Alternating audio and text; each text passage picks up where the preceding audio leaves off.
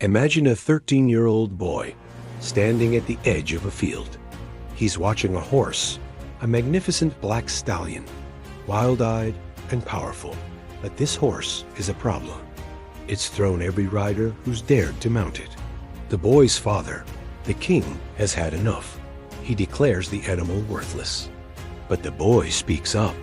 He says, what a horse they are losing, just for want of skill and boldness. His father turns, annoyed but curious. Do you think you know better than your elders? Can you manage this horse? The boy says yes, and then he turns to face the beast.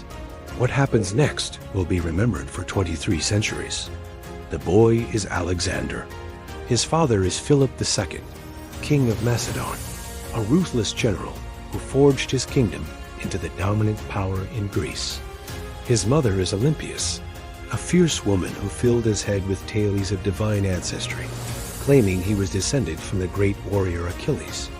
Alexander grew up between these two forces, his father as brutal pragmatism and his mother as intoxicating myths. He was even tutored by Aristotle, the greatest philosopher of the age, and always carried a copy of Homer's Iliad with him, sleeping with it under his pillow next to a dagger.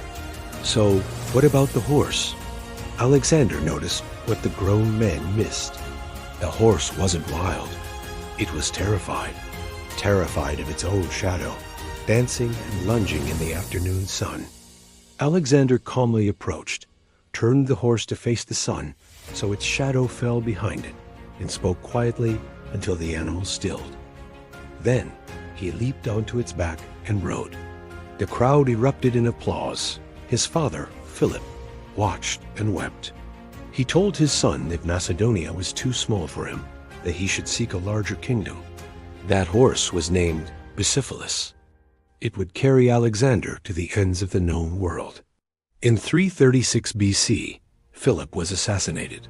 Alexander, just 20 years old, moved with lightning speed. He crushed revolts, secured his power, and then turned his eyes to the east. His father had planned to invade the Persian Empire, and Alexander inherited that plan, but his ambition was far, far greater. The Persian Empire was the largest the world had ever seen, ruled by Darius III. Its armies dwarfed Alexander's force of 40,000 men. Yet, over the next 11 years, Alexander led one of the most incredible military campaigns in history. At Granicus, at Issus, at Gaugamela, he defeated Persian armies many times his size. He had an uncanny genius for battle and never lost a major engagement. Not once, but Alexander wasn't just a conqueror. He had a vision of fusing the Greek, Persian, Egyptian, and Indian worlds into something new. He founded over 70 cities, like Alexandria in Egypt, which became a legendary center of learning. He married a Bactrian princess, Roxanne, and encouraged his men to marry Persian women.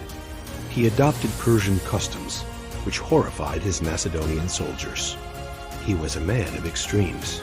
He could be incredibly generous, but also terrifyingly violent. In a drunken rage, he killed his friend Cletus, a man who had saved his life and then mourned for days. He was brilliant, arrogant, brave to the point of recklessness. He pushed his army east, all the way to India. But there, at the Beas River, his exhausted men refused to go further. After 8 years and 10,000 miles from home, they had had enough. Alexander wept, locking himself in his tent for 3 days. He had not reached the edge of the world. The march back was a disaster, with thousands dying in the brutal Gedrosian desert. Back in Babylon, he threw himself into new plans for new campaigns, all while drinking heavily. Then, in June 323 BC, after a party, he fell ill with a fever. 10 days later, at just 32 years old, Alexander the Great was dead. When his generals asked who would inherit his empire, he reportedly whispered, "To the strongest." And they tore his world apart fighting for it. His empire fragmented, his son and mother were murdered, and his generals carved up his conquests. The unified world he dreamed of never came to be. And yet, his legacy endured. The Greek language and culture spread across the ancient world, creating a vibrant new era called Hellenism that lasted for centuries. It all started with a boy who saw not a wild beast, but a frightened animal. A boy who turned a horse to face the sun, climbed onto its back, and rode towards the whole bright world. Thanks for watching.